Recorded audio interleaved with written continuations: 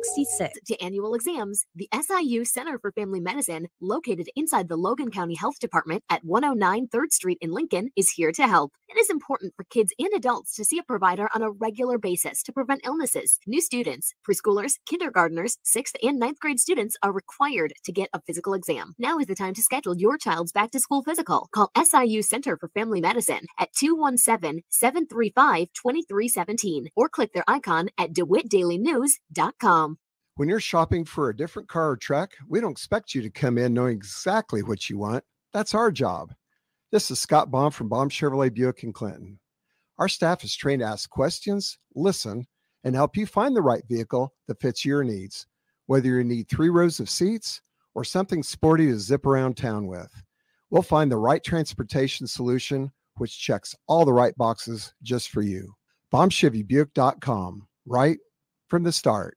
MR Systems Wireless is your local internet provider for Clinton and surrounding area. They have the products you want and the local service you deserve. MR Systems Wireless Internet service for home or business includes unlimited data, unlimited streaming, and unlimited calling. Plans start at just $48 a month and get a free Roku 4-lease with our media packages. Get the speed you need with MR Systems Wireless. Call them at 935-2100. That's 935-2100 for MR Systems Wireless.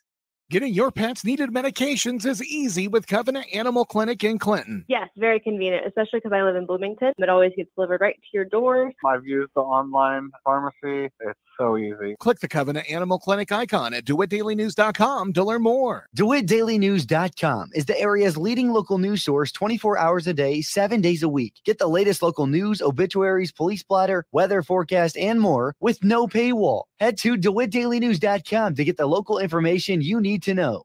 Your local radio stations are here for you. No subscriptions or monthly fees necessary. We're here to give you the news, weather, and traffic you need and the music you love. But if the foreign-owned record labels get their way, it could stop the music. They want Congress to force radio stations to pay them more money simply to play their music. Don't let radio go silent. Text LOCAL to 52886 and tell Congress to protect local radio stations. This message furnished by the National Association of Broadcasters.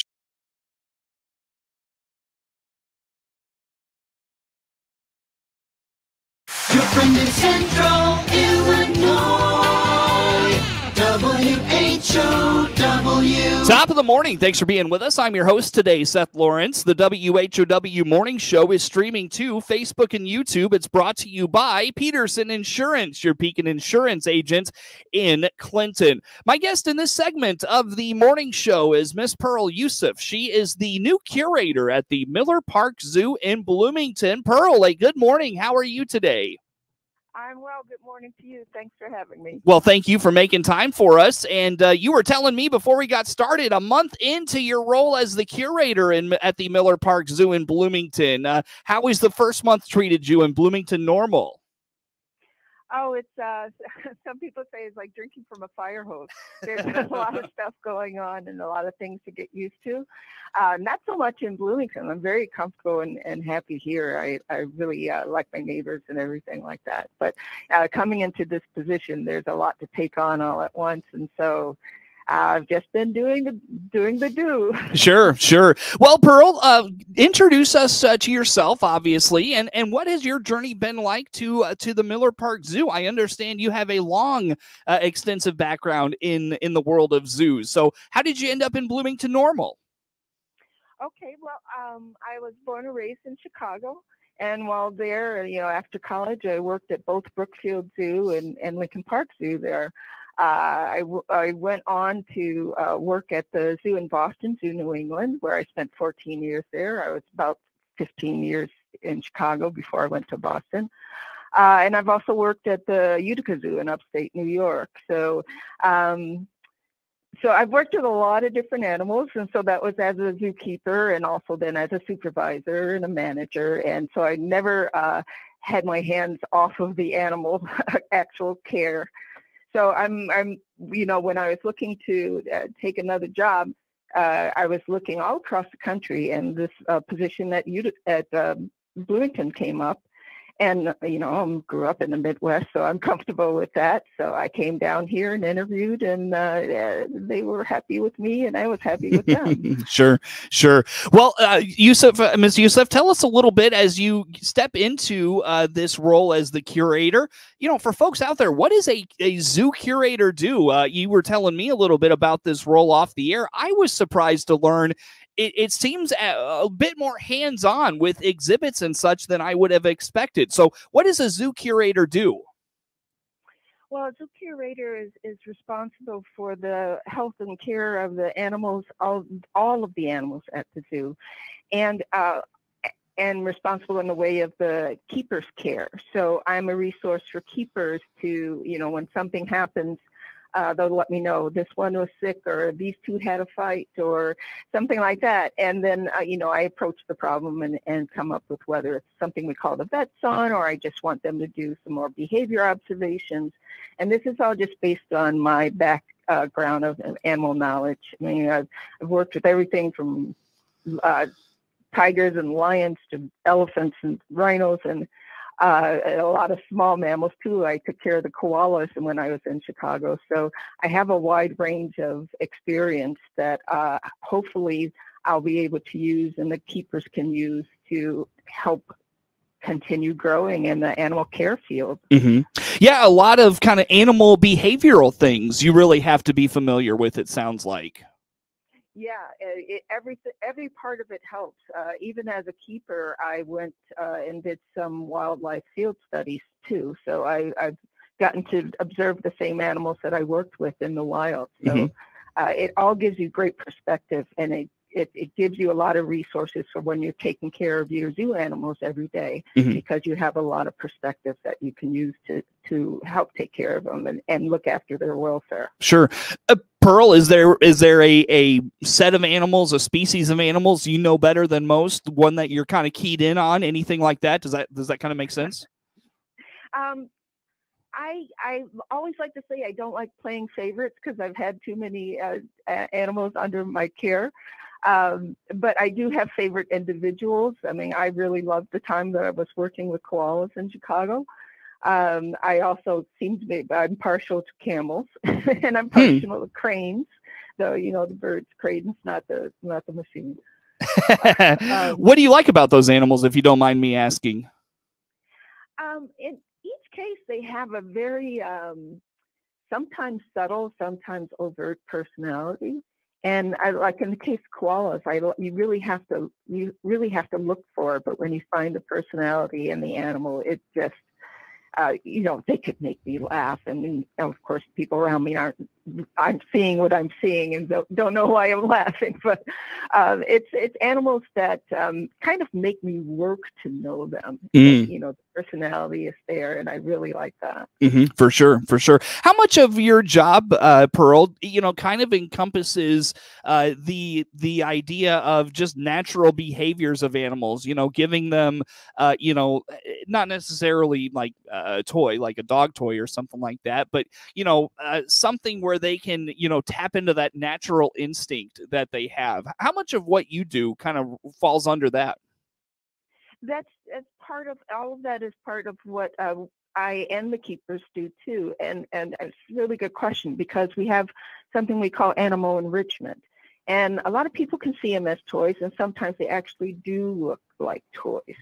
But an otter, is living his life in the river, and things float in the river. Something that might be something they need to grab or something like that. So we can put items in the otter's pool. It might be a log, but it might be a ball. Something that we see stimulates that same interest that they have in items in the wild. So the crane, they usually forage in kind of a wetlands kind of water. And they have to dig through to get insects. So we might take a pile of dead leaves and throw some mealworms or crickets in it. And that's going to stimulate that crane to go to that pile and dig through it. And, lo and behold, here's the thing that he was looking for. So we try to bring out their natural interests and their natural behaviors in the enrichment that we give them. Again, our guest on the phone today is Pearl Yusuf. She is the new zoo curator at the Miller Park Zoo in Bloomington. Pearl, how much do you lean on your not the curators, the now I'm blank. Yes, keepers. Thank you. My goodness. Wow. I couldn't think of enrichment earlier. I'm just losing it this morning, Pearl. The keepers. How much do you rely on them for, their thoughts on what should happen? How much do they rely on you? Like, talk about that working relationship a little bit. Well, it has to be a mutual back and forth. I can't come in here as a curator and say, I know more than all of you, because everybody's experience is different. Mm-hmm. And so even though I have a lot of experience, I haven't been everywhere everyone has been. And I have to realize that myself too. So they've worked with some species I haven't worked with. I've worked with species they haven't. But I rely on the keepers to know the animal that they are taking care of. And but I know the right kind of questions to ask, mm-hmm. For this animal, such and such happened. Okay, well, do you normally see this animal do X, Y, and Z? Well, if he doesn't do that, do you ever see him do it different times of the year instead of, maybe just this once or something? Right. So, bringing out whether they see things seasonal or they see things with as an animal grows older in different life stages. So the keepers can look to me to give them, at least whatever experience I have, and also my approaches to animal care and behavior. Mm-hmm. And I absolutely cannot do my job without the keepers. Right. So it's important to me for me to help develop the keepers to the best they can be, mm-hmm. because then all of us together can make a great collection of animals and that are well taken care of, and that people can look to us for the answers. Mm-hmm. Where I wanted to go next, Pearl, was talk a little bit about, I feel like being a curator, you're probably always learning, whether it's about the animals, animals themselves, the behaviors, that sort of thing. But probably even, a little bit ahead of that, I guess, as you step into a new role at the Miller Park Zoo, you've got to get to know the animals that they have and obviously the keepers and those sorts of things. So that process is probably a learning experience on its own. How about that? Oh yeah, that's comes from what I was saying before about drinking from the fire hose. Right. Yeah. Mm-hmm. Because I've got everything at once. I just moved to a new city, got a new apartment, got a new job, and in that job, there's some new animals, there's a ton of new people I haven't met. So it's okay, but it's expected. So it's really enjoyable for me, and I tell animal people all the time, don't ever stop learning, mm-hmm. because not only can I learn about new species, or at least experience what maybe I've only read about, I can experience new species, and they can see my perspective. So it's always perspective and learning new things. And like you said, coming to a new city, I'm learning the community. Mm-hmm. I want to know what the people want to see and how they react mm-hmm. to the animals that we have. Mm-hmm. That informs me if down the line we want to get a new species, I can have an idea of what the people of Bloomington-Normal enjoy seeing and what they want to learn from. Mm-hmm. We have so many great programs here too, like internships and volunteering and stuff like that, where I see people getting something out of the animals. This is not supposed to be the menagerie zoos used to be. It should be a learning experience, not just like a collection of toys. Right. Yeah. Well, and I was curious about that, learning experience from the animal perspective, because, it's, kind of always, that's always an evolving thing. I feel like you're never going to know everything about a particular animal or anything like that. So excellent insights, Pearl. I'll tell you what, Pearl, let's take a time out here. Let's come back with some more. Again, our guest on the phone this morning is Pearl Yusuf. She is the new zoo curator at the Miller Park Zoo in Bloomington. Our guest on the phone here for this morning. More to come on the morning show. WHOW.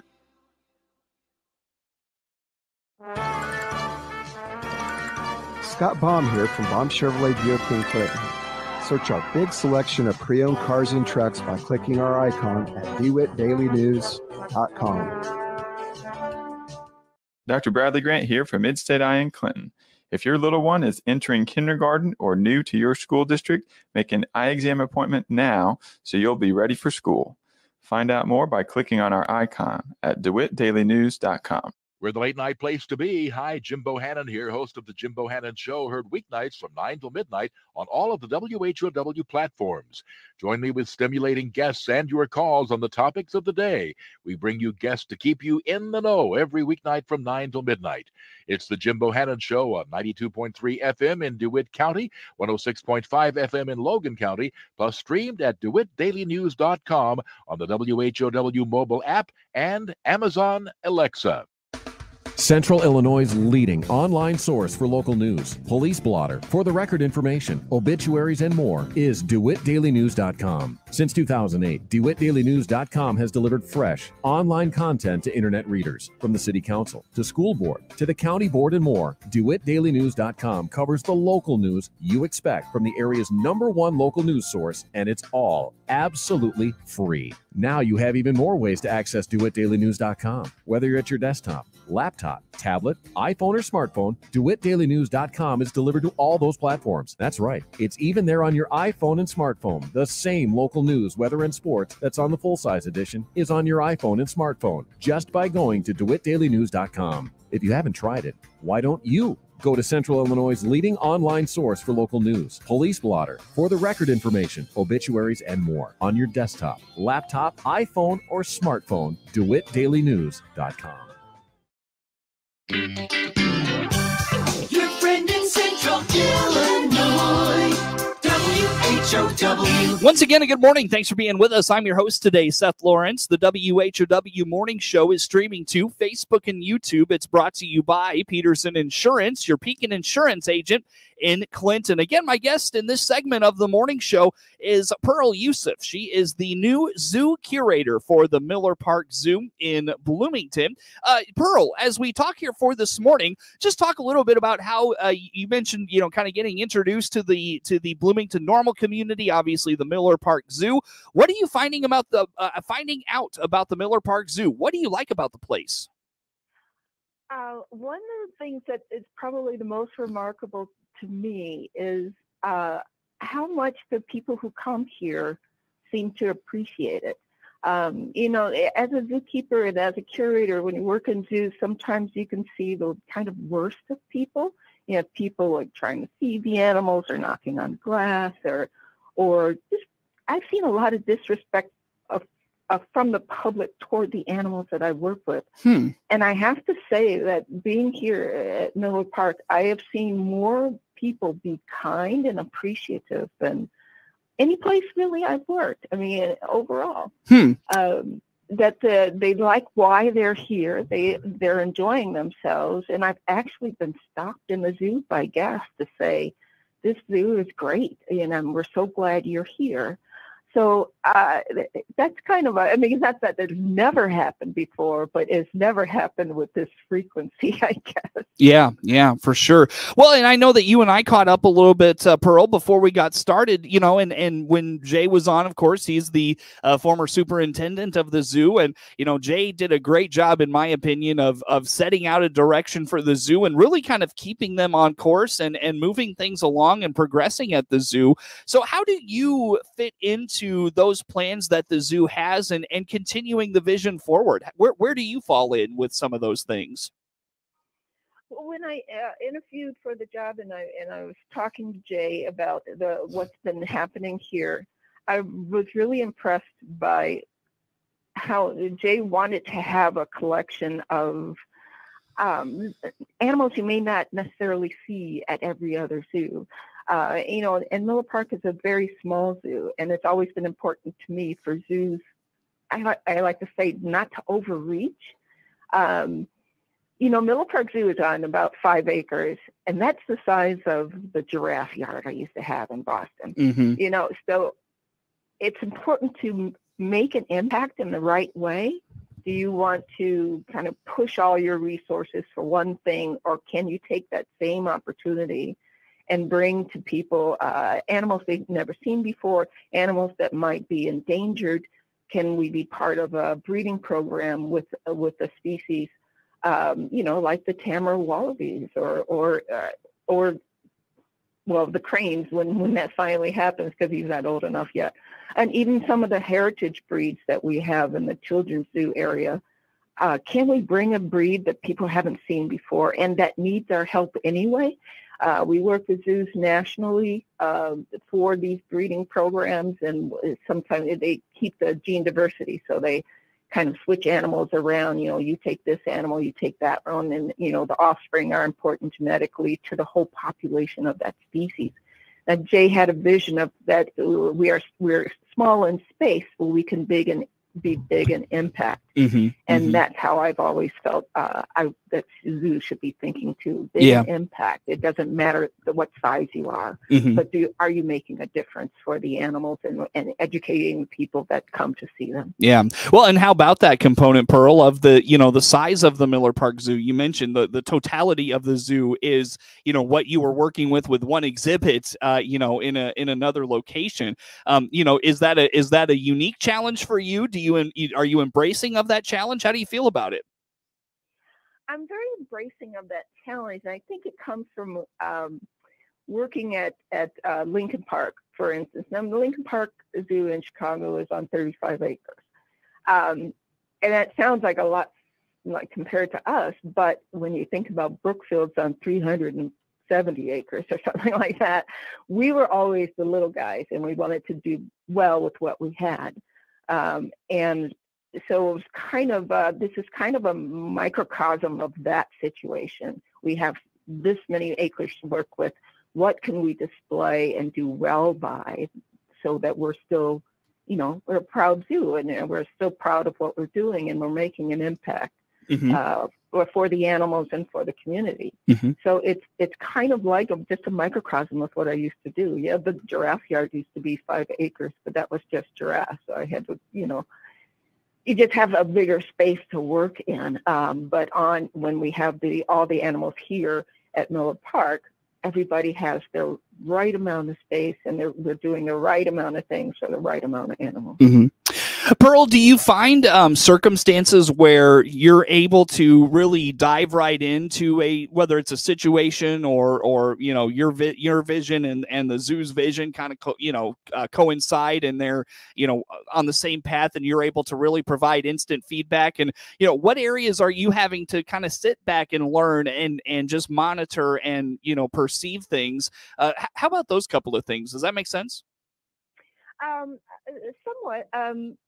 Because each, besides what I'm responsible for, animals coming in and out and doing keeper training classes and things like that, there's still the day-to-day. And so, the Langers had a fight, and now one has a wound. Will you come look at this? So I look at that wound and say, is this something we have to call the vets in now for? Is this something that can wait? Should I just make a phone call and find out? So those kind of decisions keep coming up despite everything that I just want to do generally.